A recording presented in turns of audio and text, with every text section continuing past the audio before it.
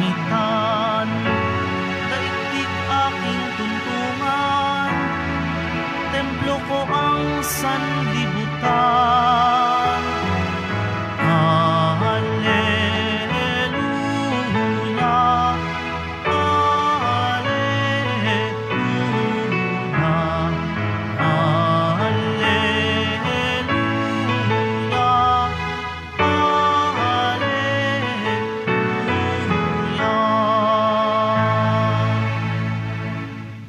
Sumainyo ang Panginoon. At sumaiyo rin. Ang mabuting balita ng Panginoon ayon kay San Juan. Papuri sa iyo, Panginoon. Noong panahong iyon, sinabi ng Samaritana kay Jesus, Ginoo, sa wari ko'y propeta kayo. Dito sa bundok na ito, sumambas sa Diyos ang aming mga magulang. Ngunit, sinasabi ninyong mga Hudyo na sa Jerusalem lamang dapat sambahin ang Diyos. Tinugon siya ni Jesus, Maniwala ka sa akin, ginang. Dumarating na ang panahon na sasambahin ninyo ang Ama, hindi lamang sa bundok na ito o sa Jerusalem. Hindi ninyo nakikilala ang inyong sinasamba, ngunit nakikilala namin ang aming sinasamba sapagkat ang kaligtasan ay galing sa mga Hudyo. Ngunit dumarating na ang panahon, ngayon na nga, na ang mga tunay na sumasamba sa Ama ay sasamba sa Kanya sa Espiritu at sa katotohanan, sapagkat ito ang hinahanap ng Ama sa mga sumasamba sa Kanya. Ang Diyos ay Espiritu, kaya dapat siyang sambahin sa Espiritu at sa katotohanan. Ang mabuting balita ng Panginoon. Pinupuri ka namin, Panginoong Hesukristo. Maupo muna po ang lahat. Magandang hapon po sa inyong lahat, mga kapatid. Ipinagdiriwang natin ang ika-36 na anibersaryo ng dedikasyon ng simbahan ng San Juan Bautista dito sa Quiapo. Ipinagdiriwang natin ang pagtatangi at pagtatalaga ng simbahang ito para sa Diyos at sa makadiyos na gawain at pagdiriwang. Ito ang punto ni Jesus noong pumasok siya sa templo at ipinagtataob niya ang mga mesa ng mga namamalit ng salapi at sinabi, Ang aking tahanan ay tatawaging bahay dalanginan. Ito ay paalala ni Jesus kahit sa atin ngayon. Ang simbahan ay bahay ng ating Ama. Dito sa simbahan, sa bahay ng ating Ama, tayo ay yumuyuko o lumuluhod upang dakilain at igalang ang Diyos. Tayo ay nagdarasal, nagsusumamo, nag-aalay, at nagpapasalamat sa Diyos. Maraming di pangkaraniwan ang nangyayari dito sa bahay ng Ama. Ang inyong mga anak, ang ating mga baby, ay nagiging mga anak ng Diyos. Ang tinapay at bino ay nagiging katawan at dugo ni Kristo. Pinatatawad ng Diyos ang ating mga kasalanan sa pamamagitan ng nagkakasalang pari. At dito sa tabernakulo ng simbahan, nananatili, naririto si Jesus, body, blood, soul, divinity, 24/7. Anuman ang maging panahon, naghihintay siya sa atin upang tayo ay dinggin at pagpalain. Mga kapatid ko kay Kristo, sa mga nakalipas na mga taon, ang simbahang ito ay naging lugar, naging dahilan, naging karanasan ng presensya at ating pakikipagtagpo sa Panginoon.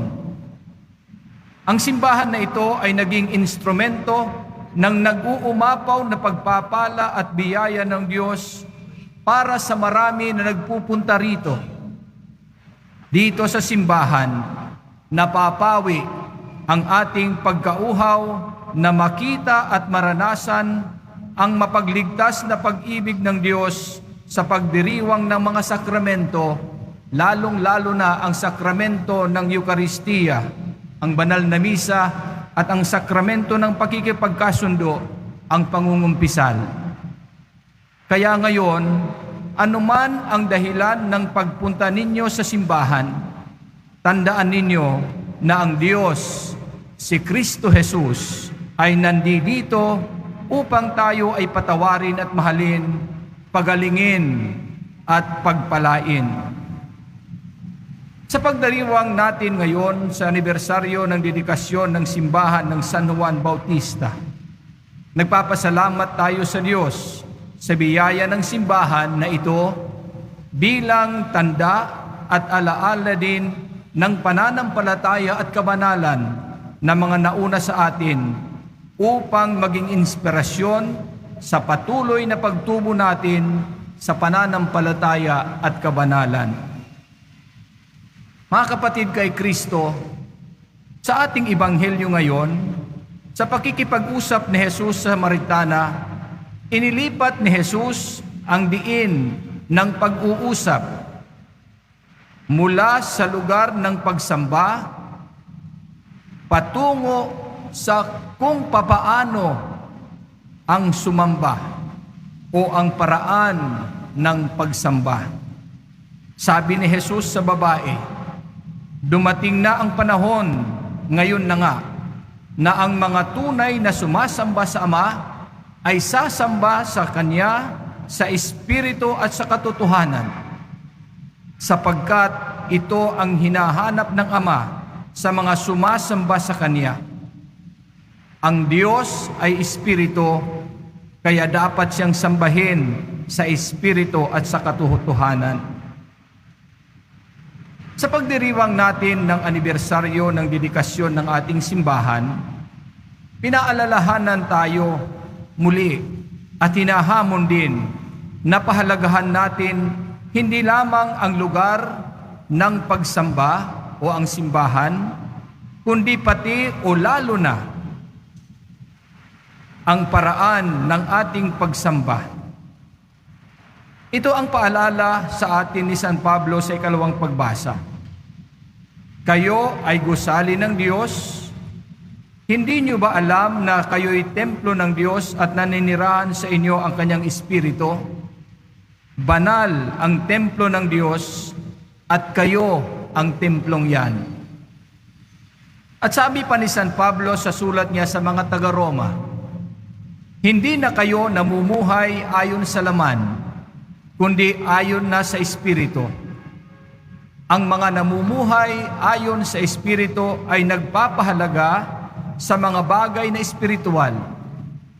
Ang pagsunod sa Espiritu ay nagdudulot ng buhay at kapayapaan. Kaya, mga kapatid, sabi ni San Pablo sa mga taga-Roma, ako'y nakikiusap na ialay ninyo ang inyong sarili bilang isang handog na buhay, banal at kalugod-lugod sa Diyos. Ito ang karapat-dapat na pagsamba ninyo sa Diyos. Sa ating pagsamba at buhay pananampalataya, ang mga aral ni Jesus ang ating gabay at halimbawa. Sa Ebanghelyo ni San Mateo, ito ang komentaryo niya ni Jesus sa mga taong sumasamba.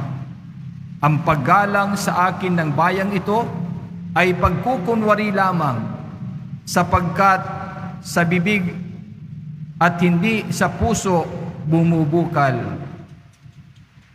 Ibig sabihin, hindi totoo, hindi makatotohanan, fake o plastic.